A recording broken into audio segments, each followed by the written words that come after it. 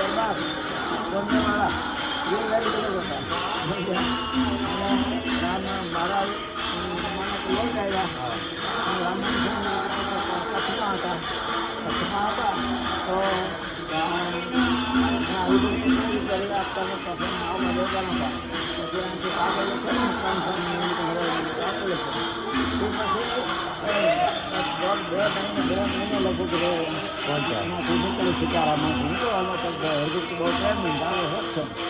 એટલે કહેવાની ત્યાંથી રામનાથ સ્વામી આવ્યા ચીપલાના અને લોટથી મહારાજ મકાન વગેરે આવ્યા. મેળાપ છે ભગવાન રામનાથ સ્વામી મહારાજને દર્શન કરીએ મેળાપ છે અને દીક્ષા આપી અને પછી માવદર ધાબે થઈને અહીં ઘર આવીએ. હા અહીં પહોંચ્યા ઓરડામાં ઉતારો કર્યો સમજ્યા. રામનાથ સ્વામી મહારાજ મુક્તાન સ્વામી બધા ઉતારો નીકળ્યા. રામાયણ સ્વામી ગામધણી અધીશ્રી દરબાર આગળ હરિગુરુ અને રામાયણ સ્વામી કે દરબાર આપણે જાહેર સભા કરો, ધર્મ સભા કરો, બધા ધર્મના મેળાઓ આવે એવી સભા કરાવો. દરબાર ભલે બહુ સારું ગામમાં ઢોલ વગાડાવી અને જાહેર કર્યું કે ખીમાણી ગરાસ આવતીકાલે ખીમાણી ગરાસિયાની દિલ્હીએ ધર્મ સભા રાખવામાં આવેલી છે. દરેક ધર્મના મેળાઓએ આવવાનું છે.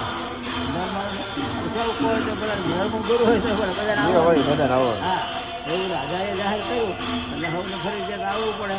તો વૈષ્ણવ આવ્યા, રામાનંદી આવ્યા, શિવ પંથે આવ્યા, મોટા પંથે આવ્યા, પેલા જૈનો મુસલમાન હોત પણ આવ્યા.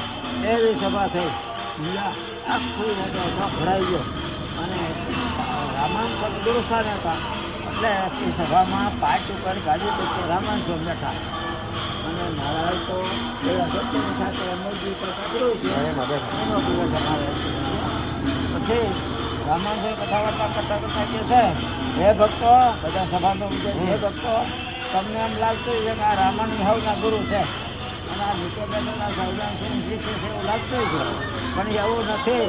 એ અમારા ગુરુ તો શું અમારા ઈષ્ટદેવ છે કે રામકૃષ્ણ એક અવતારને ધારણ કરનારા એ જ ભગવાન અત્યારે પૃથ્વી પર એકાંતિક પધાર્યા છે.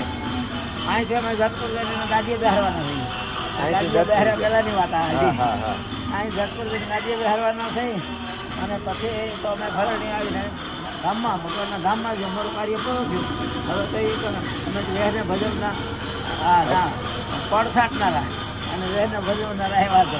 એટલે મને રામાયણ સભામાં એ પણ કીધું હવે ને જતપુર ગાડી બહાર પછી તો અમે જઈશું એટલે એ મોટા મોટા યજ્ઞ કરશે સમજ્યા અને મોટા મોટા ઉત્સવો કરશે, મંદિરો કરશે, પોતાની પૂર્વ અવતારોની મૂર્તિઓ પણ લાવશે, પોતાના વંશમાં આચાર્ય સ્થાપશે અને 1000 ઉપરાંત તો શ્રીધરના ત્યાગી સાધુઓ કરશે.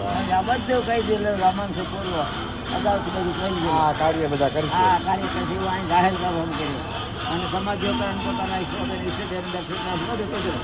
અહીં જતપુર ગાજી બહેરા ગામ અને પછી ત્યાંથી ફરણી આવ્યા અને ફરણીથી અહીંયા આવ્યા.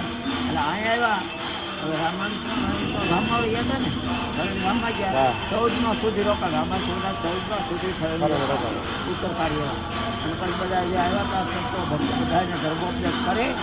ધર્મ પ્રવૃત્ત્યાયકમના ધીર જીતપુર મધ્યગાત સત્સંગ નથી સત્સંગ જીવના ધર્મ પ્રવૃત્તિનું મન ધારે ભગવાન શ્રી હરિ ભરાણીથી ધોરાજી પધાર્યા. પેલા રામાયણ સાથે આવ્યા હતા. હવે અમે ગામ હોય ગયા ત્યાંથી અહીંયા આવ્યા અમે આવ્યા નાવરનામાં ઉતર્યા. મુક્તાન સ્વામી વગેરે સંતો સાથે હતા, હરિભક્તોનું કાર્ય હતા અને મહારાજ કે શું છે રામાયણ સ્વામીના પ્રવાસી જઈ સભા કરાવી દે ને એ ફેર સભા કરાવો સમજ્યા. બીજી સભા થઈ ગુરુ રામાયણ સ્વામી જે બોલ્યા છે એ સત્ય કરવું છે એમ. એટલે દરબારને કહે દરબાર હોય પાછું જાહેર કર્યું અને પાછી સભા થઈ મોટી આખી ને તે મોટો આખો પણ ભરાઈ ગયો. હવે પાટ ઉપર ગાડી થઈ કે મારા બેઠા પેલા રામાયણ બેઠા હતા મારા હવે મારા બેઠા. પછી વેદ શાસ્ત્ર પુરાણ ઇતિહાસના પ્રમાણો સાથે ધર્મોપદેશ બધાને કરવા લાગ્યા. સત્સંગી તો ઘણા બિન સત્સંગી દાદા એટલે ધર્મોપદેશ કરતા કરતા વેદ શાસ્ત્ર કરતા આમ દ્રષ્ટિ ફેરવીને તો જેટલા વૈષ્ણવો હતા ને ગોલકધામની સમાધિ. બધાની સમાધિ. હા, વૈષ્ણવો જેટલા હતા ને એ બધાને ગોલકધામની સમાધિ અને રાધા કૃષ્ણ અને પાર્ષદોની સાથે દર્શન કરેલા ગોલકધામમાં. અને રામના ભક્તો જેટલા સભામાં બેઠા હતા ને એ બધાને વૈકુંઠ ધામની સમાધિ. સમજ્યા? રામચંદ્રજી, સીતાજી, લક્ષ્મણજી, હનુમાનજી સાથે દર્શન. જૈનો હતા અને તીર્થંકરના દર્શન કરાવ્યા. જેના ભગવાન મુસલમાનો હતા એના પેગામ્બર બધાના દર્શન કરાવ્યા. દેવદેવીના ભક્તો હતા અને દેવદેવીના દર્શન કરાવ્યા. આવી રીતે મારા અહીંથી વાપી સમાધિ બધાને કરાવી. જેના જે ભક્તો બધાને સમજ્યા. વર્ષો ત્યાંની ઘરે ભક્તા ભક્ત સેવા કરતા પણ કોઈ દર્શન તો ન થયા. મારા બધાને દર્શન કરાવ્યા પોતાના ઈશ્વરી. પછી કે હવે કાલે તો મારા તમે ફરવા જાઉં તો રામાનંદના સેવકો હતા ને એમાં એક જણા બોલ્યા કે આવતીકાલે અમારે ત્યાં થાળ જમવા પધારો, નથી જવાનું કે અમારે ત્યાં થાળ જમવાનું આવતીકાલે. તો બીજા બોલ્યા રામાનંદ અમારે ઘરે થાળ જમવા, ઓલા કે અમારે ઘરે, ઓલા કે અમારે ઘરે. 8, 10, 15 જણાએ આમંત્રણ આપવાનું જાવ. એટલું બધું રોકાવું પડે ને કંઈક જેવું જાય. હવે એટલું બધું રોકાવાનું ટાઈમ નથી.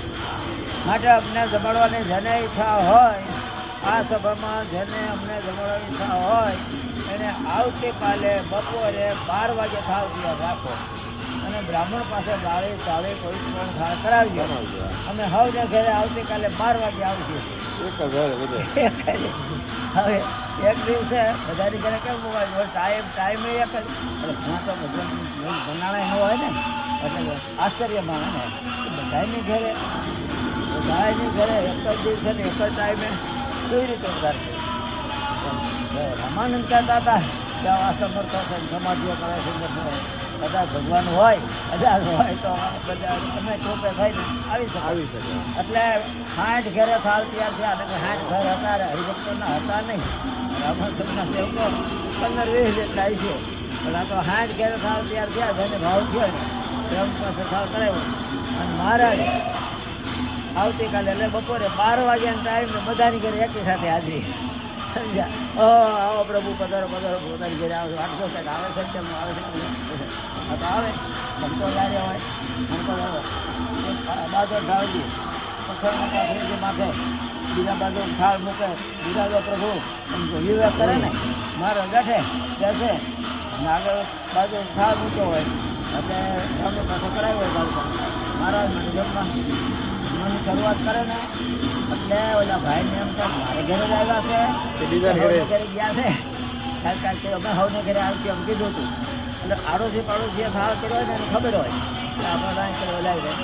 એટલે ભગવાન જમવા માંડે ને જમવા માંડે એટલે ઘરના માણસ કે વધારે ટાઈમ જોઈ તેમ કરી ગયો આપણે આવું છીએ બાજુમાં હમણાં આવું પાછળ સમજી ગયો એમ કહી અને જોવા જાય બાજુ થાળ તૈયાર થયો ને જોવા જાય ન્યાય જમતા હોય.